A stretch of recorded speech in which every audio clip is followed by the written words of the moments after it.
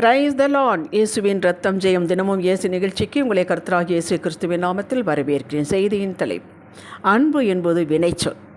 ஆதார வசனம் ரோமர் 8:36 கிறிஸ்துவின் அன்பை விட்டு நம்மை பிரிப்பவன் யார்? கிறிஸ்துவுக்குள் நிலைத்திருப்பவர்களே. யோவான் 15:1-10 வரை உள்ள வசனங்களை நேரம் எடுத்து வாசிப்பீர்கள் என்றால் நலமாயிருக்கும். இயேசு தான் மெய்யான திராட்சை செடி என்றும் நாம் யாவரும் அந்த செடியோடு இணைந்திருக்கும் கொடிகள் என்றும் பிதா திராட்சை தோட்டக்காரர் என்றும் ஒப்பனையாக விவரிக்கிறார். கொடிகளாகிய நாம் அவரோடு இணைந்திருந்தால் போதும். தண்ணீர் கிடைக்கும், பூமியில் உள்ள சத்துக்கள் கிடைக்கும். செடியின் வேர், மரத்தின் வேர் பூமிக்குள்ளே குடைந்து தண்ணீரை உறிஞ்சி மேலே அனுப்புகிறது. கொடிகளுக்கு இந்த பாரம் இல்லை, கவலையும் வேண்டாம். இயேசு சொல்கிறார், கொடிகளாகி நீங்கள் என்னில் நிலைத்திருங்கள், அப்பொழுது மிகுந்த நல்ல கனிகளை கொடுப்பீர்கள் என்கிறார். நிலைத்திருப்பது என்பது அவரது அன்பில் நிலைத்திருப்பது. அன்பில் நிலைத்திருப்பது என்பது அவரது வசனத்தில், பிரமாணத்தில் நிலைத்திருப்பது. அதாவது கை கொண்டு நடப்பதாகும்.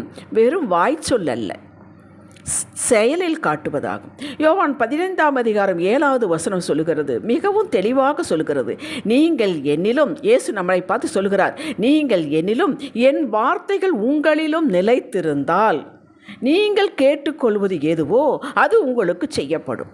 முதலில் நீங்கள் என்னில் நிலைத்திருக்க வேண்டும், அடுத்து என் வார்த்தைகள் உங்களுக்குள்ளே நிலைத்திருக்க வேண்டும். இந்த ரெண்டும் நடக்க வேண்டும். நாம் அவரில் நிலைத்திருக்க வேண்டும், அடுத்து அவரது வார்த்தைகள் நமக்குள் நிலைத்திருக்க வேண்டும். இந்த இரண்டும் நிறைவேற்றப்பட வேண்டும். இதுதான் முழுமை. இதுதான் நாம் அவரில் அன்பு கூறுகிறோம் என்பதின் நிரூபணம். ஏதோ ஒன்றை மட்டும் செய்கிறோம் என்றால் அது பாதி கிணறு தாண்டுவது போலாகும். சத்தியத்தை அறிவீர்கள், சத்தியம் நம்மை விடுதலையாக்கும். ரோமர் 8:32. தவறு மன்னிக்கணும், யோவான் 8:32. சத்தியத்தை அறிவீர்கள் என்றால் எனக்கு அது தெரியும், எனக்கு இந்த வசனம் தெரியும், எனக்கு அந்த வரலாறு தெரியும் என்பது சொல்வதல்ல. சத்தியத்தை நம்முடைய வாழ்வில் கடைப்பிடிக்க வேண்டும். தினப்படி வாழ்வில் எல்லா நிலையிலும் காலையில் கண் விழித்ததிலிருந்து தூங்கும் வரை நாம் கடைப்பிடிக்க வேண்டும். சத்தியம் நம் மூலமாக வெளிப்பட வேண்டும். நம்மை பார்ப்பவர்கள், பழகுவர்கள், நம்மோடு இணைந்து இருப்பவர்கள் சொல்ல வேண்டும், அவர்கள் சத்தியத்தில் வாழ்கிறவர்கள், அவர்கள் விசுவாசத்தில் வாழ்கிறவர்கள், அவர் தேவனை மகிமைப்படுத்துகிறவர்கள். அவர்களை நாம் ஒன்றும் செய்ய முடியாது, எதை கொண்டும் அவர்களை நாம் விலைக்கு வாங்க முடியாது. இதை சொல்ல வேண்டும். இந்த சாட்சி நமக்கு வேண்டும். நாம் ரட்சிக்கப்பட்டு விட்டோம், ஆவியின் அபிஷேகம் பெற்று விட்டோம், நல்லது. சபைக்கு தவறாமல் போகிறோம், தசமபாகம் காணிக்கை செலுத்துகிறோம், ஜெபிக்கிறோம், ஆராதிக்கிறோம், துதிபலி ஸ்தோத்திர பலி செலுத்துகிறோம், நல்லது. இவைகள் யாவும் நாம் அவரோடு இருக்கிறோம் என்பதை காட்டுகிறது, அவரது உறவில் இருக்கிறோம் என்பதை காட்டுகிறது. நாம் தெய்வ பிள்ளைகள் ஆகிவிட்டதால் நம்ம குடும்பத்திற்கு ஒரு புரோட்டோகால் உண்டு, அதை நாம் செய்கிறோம், அவ்வளவு வீட்டில் இருக்கிறோம், அவ்வளவுதான். அடுத்த பகுதி ஒன்று இருக்கிறது. அப்பா, நம் குடும்பத்தை எப்படி நடத்த வேண்டும், பிள்ளைகளை கர்த்தருக்குள் எப்படி வளர்க்க வேண்டும், உலகத்திற்கு நமக்கு எப்படி தொடர்பு இருக்க வேண்டும், கொடுக்கப்பட்ட வேலை யாருக்காக எப்படி செய்ய வேண்டும், நம்முடைய பண்புகள், குணநலன்கள் எப்படி இருக்க வேண்டும், அவர் சித்தத்தில் எப்படி நிற்பது, இவைகளெல்லாம் தேவ வசனத்தில் ஒரு குழந்தைக்கு சொல்வது போல சொல்லப்பட்டுள்ளது, எழுதி கொடுக்கப்பட்டு விட்டாயிற்று. இவைகளை விளக்கம் சபையில் போதகர் போதிக்கிறார், உபதேசிக்கிறார். இப்படிப்பட்ட செய்தியின் மூலம் உங்களுக்கு கிடைக்கிறது. இதை பெற்றுக்கொண்டு கருத்தாய் கீழ்ப்படிந்து செய்தலே நாம் இயேசுவின் அன்பு செலுத்துவதாகும். அன்பு என்பது வெறும் வாய்ச்சொல் அல்ல, அது செயல். யோவான் 21 இயேசு பேதுருவை நோக்கி, நீ என்னிடம் அன்பா இருக்கிறாயா என்று 3 முறை கேட்டான். பேதுரு நொந்து விட்டான். அப்பா, நம்மிடத்தில் அன்பாக இருப்பது உமக்கு தெரியுமே ஆண்டவரே என்றான். அப்படி என்றால் என் ஆட்டுக்குட்டிகளை மெய்ப்பாயாக, என் ஆடுகளை மெய்ப்பாயாக என்று அசைன் பண்ணுகிறார். ஆம், உமது அன்பை செயலில் காட்டு என்கிறார். நீ என்னிடத்தில் அன்பாயிருந்தால் இந்த வேலை செய்யப்பா என்று சொல்லுகிறார். மேற்சொன்ன அத்தனை காரியங்கள் செய்ய முடியுமா என்று பயப்படக்கூடாது. 100% பர்ஃபெக்ட் யாரும் இல்லை. ஆனால் 100% முழு மனதோடு கீழ்ப்படுகிறேன் தகப்பனே என்ற நிலைக்கு நாம் வர வேண்டும். முழு மனதோடு அவரோடு வந்துவிட வேண்டும். இதை எதிர்பார்க்கிறார். உங்களால் என்ன செய்யக்கூடும், என்ன செய்ய முடியாது என்பது அவர் அறிவார்.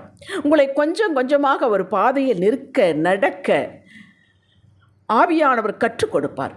இந்த அன்பை விட்டு நம்மை ஒன்று பிரிக்க இடம் கொடுக்கக்கூடாது. அது நாம் தான் செய்ய வேண்டும். நாம் பொம்மைகள் அல்ல, ரோபோட்டுகள் அல்ல, நமக்கு சுயம் கொடுத்திருக்கப்பட்டிருக்கிறது. நம்ம தேவ சாயலை படைத்திருக்கிறார். நம்மளை ரட்சித்திருக்கிறார். ஆவியின் நிறைவை கொடுத்திருக்கிறார். கிருபை காலதோறும் கொடுக்கிறார்.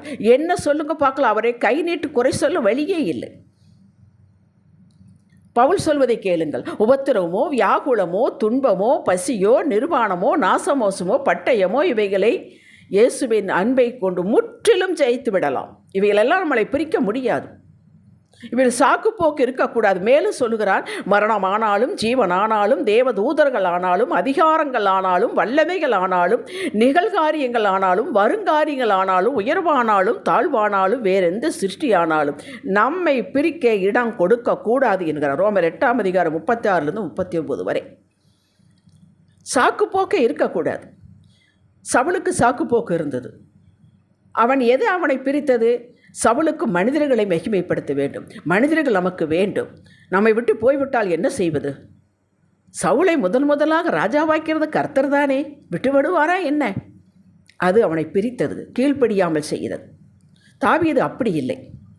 அவனு சங்கீதம் முழுவதும் பாருங்கள், அந்த உறவை மகிமைப்படுத்தி பாடுகிறான். நம்மை விட்டு எங்கே போவேன்? வானத்துக்கு மேலே இருந்தால் அங்கே இருக்கிறேன், பாதாளத்தில் போய் படுக்க போட்டாலும் அங்கே இருக்கிறேன். நான் உங்களை முன்பாக வைத்திருக்கிறேன், வலப்பக்கத்தில் இருக்கிறேன். நான் பயப்படும் நாள் உம்மை நம்புவேன். நான் நம்புகிறது உம்மாலே எனக்கு வரும். அப்படியெல்லாமா பாடுகிறான். அவன் சங்கீதம் முழுதும் உறவை தான் மேம்படுத்தி பாடுகிறான். அவன் சாக்குப்போக்கு சொல்லவே இல்லை.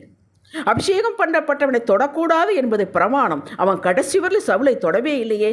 தொட்டு ஒன்றுமெல்லாம் ஆக்குவதற்கு வாய்ப்புகள் கிடைத்தது. அந்த வாய்ப்புகள் அவன் பயன்படுத்தவே இல்லை. ரூத், ஓர்பால் 2 பேரும் மருமகள், நகோமியின் மருமகள். 2 பேருக்கும் தானே சத்தியம் சொன்னாள். 2 பேருக்கும் தானே வரலாறுகள் சொன்னாள். ஓர்பால் முத்தம் கொடுத்து விட்டு போய்விட்டாளே. எது பிரித்தது? தன்னுடைய ஊர், தன்னுடைய இனம், ஜனம். நம்ம சின்ன வயது, இனி நம்ம திருமணமாகி நம்ம நல்லா இருக்கலாம். அது அவளை பிரித்தது. உலக அன்பு அவளை பிரித்தது. ரூத்து விடவே பிரிக்கப்பற்றி கொண்டாள். என்னை எதுவும் நீங்கள் சொல்லக்கூடாது, நான் வந்தே தீர்வேன் என்று வந்தாள். அவளை ஆண்டவர் உயர்த்தவில்லையா? இதனால் நான் கொஞ்சம் கோபித்தேன். இவங்க அப்படி என்னை பேசினார்கள், என் கோபத்தை தூண்டினார்கள், ஆகையால் நான் கோபித்தேன் சொல்லக்கூடாது. எனக்கு இவ்வளவு அர்ஜென்ட், ஆகையால் கொஞ்சம் லஞ்சம் வாங்கினேன் சொல்லக்கூடாது. சாக்குப்போக்கே சொல்லக்கூடாது. அவர் அதை ஏற்றுக்கொள்வதில்லை. என் நிலைமை ஆண்டவருக்கு தெரியும், அதனால் நான் கொஞ்சம் வாங்கினேன், அதனால் கொஞ்சம் செய்தேன். அவருக்கு தெரியும், எல்லாமே தெரியும். தப்பித்து கொள்ளவே நான் முடியாது. கர்த்தருக்கு எதுவெல்லாம் நம்மால் முடியும், எதுவெல்லாம் நம்மால் முடியாமல் திணறுகிறோம் என்பதை அவர் அறிவார். அவர் தகப்பன், நாம் பிள்ளைகள். முடிவதை வஞ்சகம் இல்லாமல் செய்யும்போது முடியாமல் நாம் திணறிக் கொண்டிருப்பதில் தமது வல்லமையை விளங்க பண்ணி செய்ய வைக்கிறார். விட்டு போக மாட்டார், வேடிக்கை பார்க்க மாட்டார். நம் பலவீனத்தினுடைய பலன் பூரணமாய் விளங்கும். கிருபையை பெருகச் செய்வார், ஞானம் கொடுப்பார். இதுக்கெல்லாம் வரலாறுகள் இல்லையா? சாட்சிகள் இல்லையா? என்னை பலப்படுத்துகிற கிறிஸ்துவினாலே எல்லாவற்றையும் செய்ய பலன் உண்டு என்று பவுல் எழுதி வைக்கவில்லையா பிலிப்பியர் 4:13? அந்த தோரையில் நாம் இறங்கும் போது பூரணமாய் பலப்படுத்துவார். அது மட்டுமல்ல, அவரது அன்பை, நம்மேல் வைத்திருக்கிற அன்பை செயலில் இறங்கி காட்டுவார். அவர் செயலில் காட்டுகிறவர். அதனால் தான் நம்ம இன்னும் உயிரோடு இருக்கிறோம். பவுல் சொன்னது போல, அந்த மரணத்திலிருந்து எங்களை தப்புவிக்கிறார், இன்னும் தப்புவிப்பார் என்று சொன்னான். விடுதலையாக்கினார், விடுவித்துக் கொண்டிருக்கிறார், இன்னும் விடுதலையாக்குவார். அதாங்க விசுவாச வாழ்க்கை. நீங்கள் அனுபவியதற்கு சகலவித நன்மைகளை நமக்கு சம்பூரணமாய் கொடுப்பார். 1 தீமோத்தேயு 6:17. இறங்கி கிரியை செய்வார். நடக்க முடியாத காரியத்தை நடத்தி காட்டுவார். கற்பனை செய்ய முடியாத காரியத்தில் உங்களுடைய வாய்க்கை காட்டுவார். அவருடைய வைராக்கியம் இதை செய்து முடிக்கும். அவருடைய அன்பு இதை செய்து முடிக்கும். அவருடைய திட்டம் இதை செய்து முடிக்கும். அவருடைய பிராமிஸ் அதை செய்து முடிக்கும். ஆம், கர்த்தரிலும் அவரது வசனத்திலும் நிலைத்திருங்கள். ஒரு நாள் சாக்குப்போக்கு சொல்லாதீர்கள். எதுவும் உங்களை அவருடைய அன்பை விட்டு பிரிக்கக்கூடாது. அதில் நீங்கள் கவனமாக இருங்கள். மற்றதெல்லாம் அவர் பார்த்து கொள்வார். ஜெபிக்கலாம். தகப்பனே, அன்பு சகலத்தையும் தாங்கும், சகலத்தை சகிக்கும் என்பதை அறிந்திருக்கிறோம். சாக்குப்போக்கு சொல்லாமல் கர்த்தாவே, உம்மிலும் உம்முடைய வார்த்தையிலும் நிலைத்திருந்து எங்கள் அன்பை காட்டுவோம், செயலில் காட்டுவோம், விசுவாசத்தை பலப்படுத்தி காட்டுவோம், உம்மிலே உறுதியாக இருக்கிறோம் என்பதை காட்டுவோம். எங்களை திடப்படுத்தி இந்த அன்பின் பாதையில் நடக்க பலன் தாரும். இயேசுவின் நாமத்தில் பிதாவே, ஆமேன். இன்றைய சிந்தனைக்கு, எதற்கெடுத்தாலும் சாக்குப்போக்கு சொல்வதை இன்றோடு முற்றிலும் நிறுத்திவிடுவேன். ஆமேன். ஹல்லேலூயா.